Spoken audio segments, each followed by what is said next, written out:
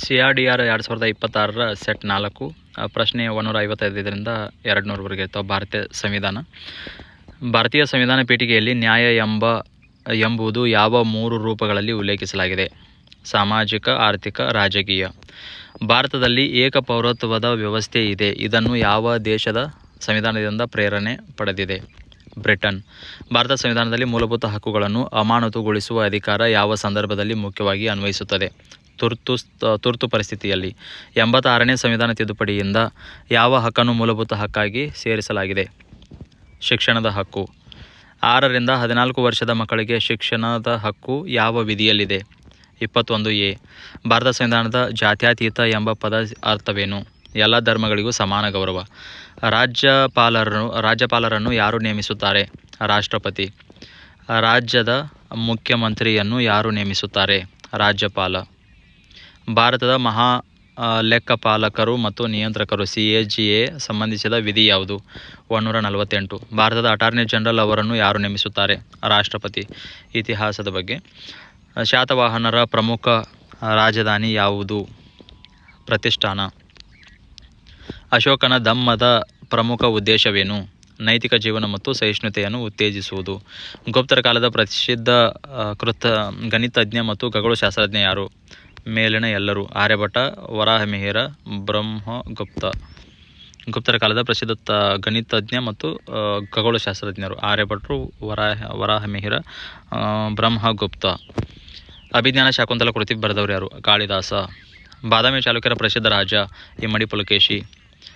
ಐಹೊಳೆ ಶಾಸನವನ್ನು ರಚಿಸಿದವರು ಯಾರು? ರವಿಕೀರ್ತಿ. ರಾಷ್ಟ್ರಕೂಟರ ಪ್ರಸಿದ್ಧ ರಾಜ ಅಮೋಘವರ್ಷ ನೃಪತುಂಗ.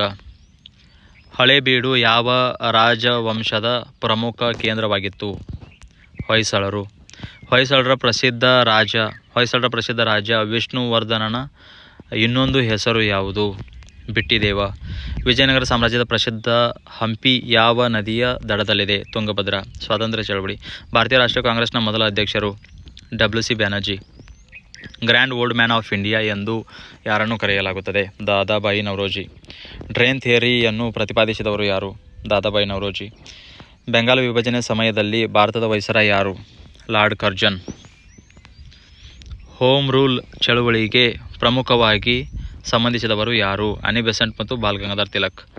ಇಂಕ್ವಿಲಾಬ್ ಜಿಂದಾಬಾದ್ ಘೋಷಣೆಯೊಂದಿಗೆ ಹೆಚ್ಚು ಪ್ರಸಿದ್ಧವಾಗಿ ಸಂಬಂಧಿಸಿದವರು ಯಾರು? ಭಗತ್ ಸಿಂಗ್.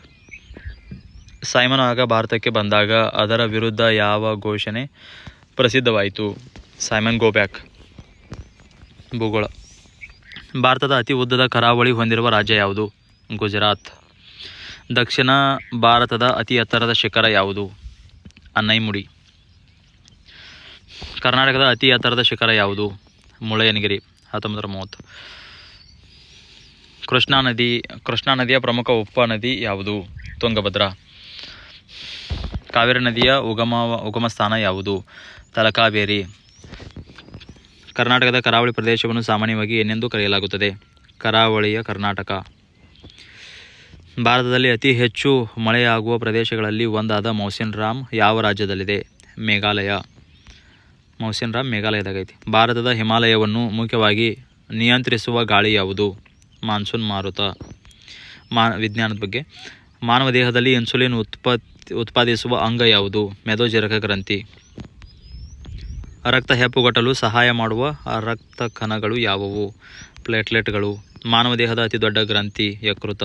ವಿಟಮಿನ್ ಎ ಕೊರತೆಯಿಂದ ಯಾವ ಸಮಸ್ಯೆ ಉಂಟಾಗುತ್ತದೆ? ರಾತ್ರಿ ಗುರುಡುತನ. ಮಾನವನಲ್ಲಿ ಉಸಿರಾಟದ ಮುಖ್ಯ ಅಂಗ ಯಾವುದು? ಶ್ವಾಸಕೋಶ. ಕಾರ್ಬನ್ ಡೈಆಕ್ಸೈಡ್ನ ರಾಸಾಯನಿಕ ಸೂತ್ರ ಯಾವುದು? CO2. ವಿದ್ಯುತ್ ಶಕ್ತಿಯ ವೈಜ್ಞಾನಿಕ ಘಟಕ ಯಾವುದು? ಕಿಲೋವಾಟ್ ಗಂಟೆ. ಬೆಳಕಿನ ವೇಗವು ಶೂನ್ಯಾವಕಾಶದಲ್ಲಿ ಸುಮಾರು ಎಷ್ಟಿರ್ತದೆ? 3 × 10⁸ m/s ಅಂದರೆ 3 ಲಕ್ಷ km/s. ಸಾಮಾನ್ಯ ಜ್ಞಾನ. ಭಾರತ ರಾಷ್ಟ್ರೀಯ ಗೀತೆಯನ್ನು ರಚಿಸಿದವರು ಯಾರು? ರವೀಂದ್ರನಾಥ್ ಟ್ಯಾಗೋರ್. ವಂದೇ ಮಾತರಂ ಕೃತಿಯ ಕರ್ತೃ ಯಾರು? ಬಂಕಿಂ ಚಂದ್ರ ಚಟರ್ಜಿ. ಭಾರತದ ರಾಷ್ಟ್ರೀಯ ಹಣ್ಣು ಯಾವುದು? ಮಾವು. ಭಾರತದ ರಾಷ್ಟ್ರೀಯ ಜಲಚರ ಪ್ರಾಣಿ ಯಾವುದು? ಗಂಗಾ ನದಿಯ ಡಾಲ್ಫಿನ್. ಭಾರತದ ರಾಷ್ಟ್ರೀಯ ವೃಕ್ಷ ಯಾವುದು? ಆಲದ ಮರ. ನೈತಿಕ ಶಿಕ್ಷಣ. ಪೊಲೀಸ್ ಸೇವೆಯಲ್ಲಿ ಸಂಯಮ ಎಂದರೆ ಕೋಪವನ್ನು ನಿಯಂತ್ರಿಸಿಕೊಂಡು ಪರಿಸ್ಥಿತಿಗೆ ತಕ್ಕಂತೆ ವರ್ತಿಸುವುದು. ಪೊಲೀಸ್ ಸಿಬ್ಬಂದಿಯು ಕರ್ತವ್ಯ ನಿರ್ವಹಿಸುವಾಗ ಕಾನೂನಿನ ಜೊತೆಗೆ ಯಾವುದಕ್ಕೆ ಹೆಚ್ಚು ಮಹತ್ವ ನೀಡಬೇಕು? ಮಾನವೀಯತೆ ಮತ್ತು ನ್ಯಾಯಸಮ್ಮತ ವರ್ತನೆ.